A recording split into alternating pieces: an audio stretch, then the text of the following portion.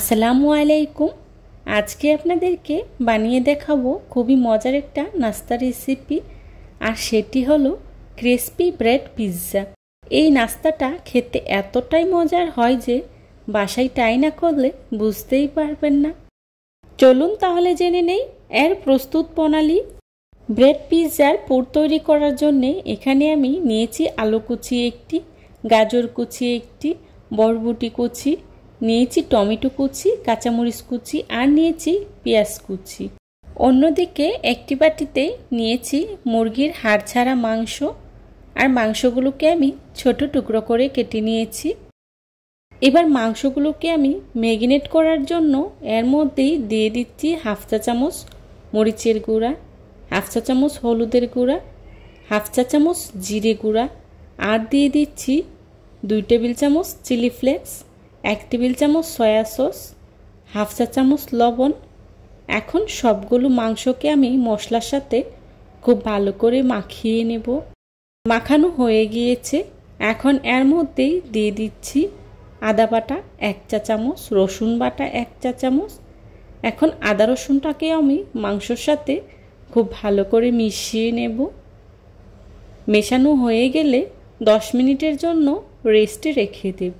অন্যদিকে চুলায় একটি প্যান বসিয়ে এর মধ্যে দিয়ে দিচ্ছি 3 টেবিল চামচ বাটার।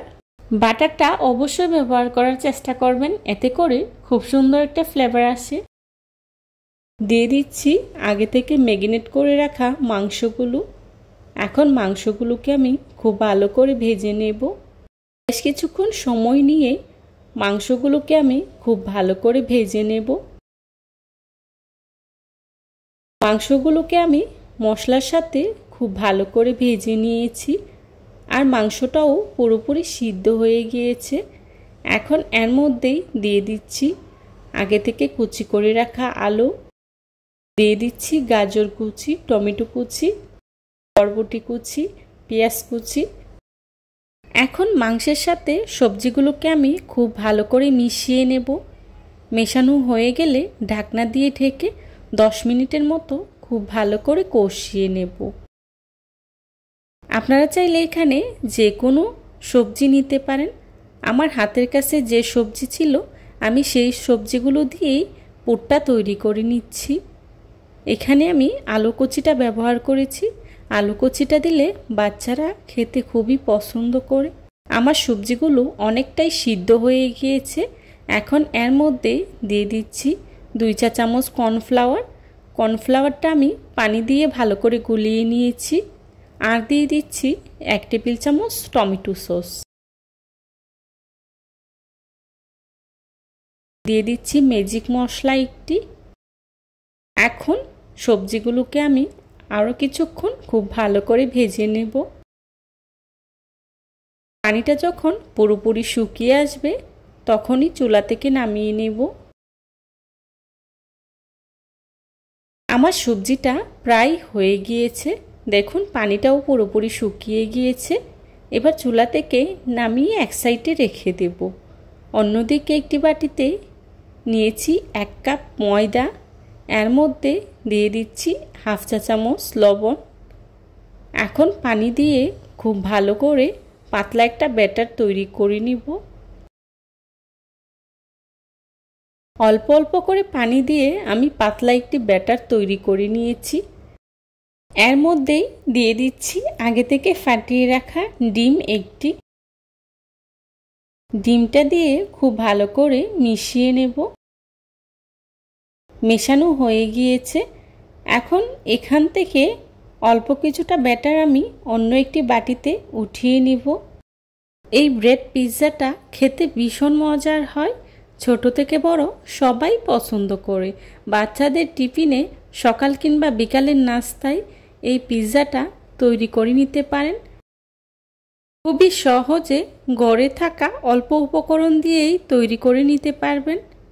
ব্রেড পিৎজা তৈরি করার জন্য এখানে আমি নিয়েছি ব্রেড। এবার একটি নাইফের সাহায্যে আমি সাইডগুলোকে খুব ভালো করে কেটে নেব। আপনারা চাইলে সাইডের যে লাল অংশটা আছে সেটা দিয়ে ব্রেড ক্রাম্ব তৈরি করে নিতে পারবেন। আমি ওটা দিয়ে ব্রেড ক্রাম্ব তৈরি করে নিয়েছি। দেখতেই পাচ্ছেন আমি ব্রেডের সাইডগুলো কেটে নিয়েছি। এবার এখান থেকে দুটি ব্রেড নিয়ে আমি নাস্তাটা তৈরি করে দেখাচ্ছি।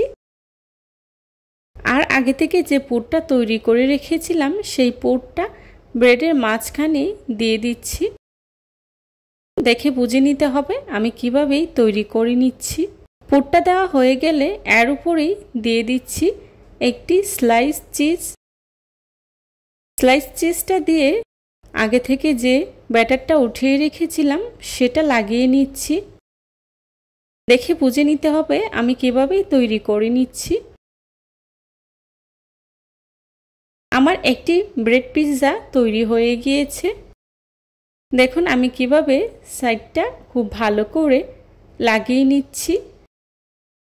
এতে করে তেলে ভাজার সময় খোলার সম্ভাবনা থাকে না। এখন যে ব্যাটারটা তৈরি করে রেখেছিলাম সেই ব্যাটারে খুব ভালো করে ডুবিয়ে নিচ্ছি। এবার ব্রেড ক্রাম্ব দিয়ে খুব ভালো করে কোট করে নেব। দেখুন আমি কিভাবে তৈরি করে নিচ্ছি। ব্রেড ক্রাম্বগুলো আমার হোমমেড তৈরি। আপনারাও চাইলে খুব সহজে বিস্কিট কিংবা ব্রেড দিয়েই ব্রেড ক্রাম্বগুলো তৈরি করে নিতে পারবেন। আমার একটা পিৎজা তৈরি হয়ে গিয়েছে। দেখুন দেখতে কতটা সুন্দর হয়েছে। আপনাদের দেখার সুবিধার্থে আমি আরও একটি বানিয়ে দেখাচ্ছি। প্রথমে আমি একটি ব্রেড নিয়েছি, এর উপরে দিয়ে দিচ্ছি স্লাইস চিজ, একটি দিয়ে দিচ্ছি আগে থেকে তৈরি করে রাখা পুর। তারপর উপরে আমি আরও একটি স্লাইস চিজ দিয়ে দিয়েছি। এতে করে নাস্তাটা খুবই মজার হয়। ব্যাটার দিয়ে খুব ভালো করে সাইডটা লাগিয়ে নিচ্ছি। আমি আরও একটি ব্রেড পিৎজা তৈরি করে নিয়েছি।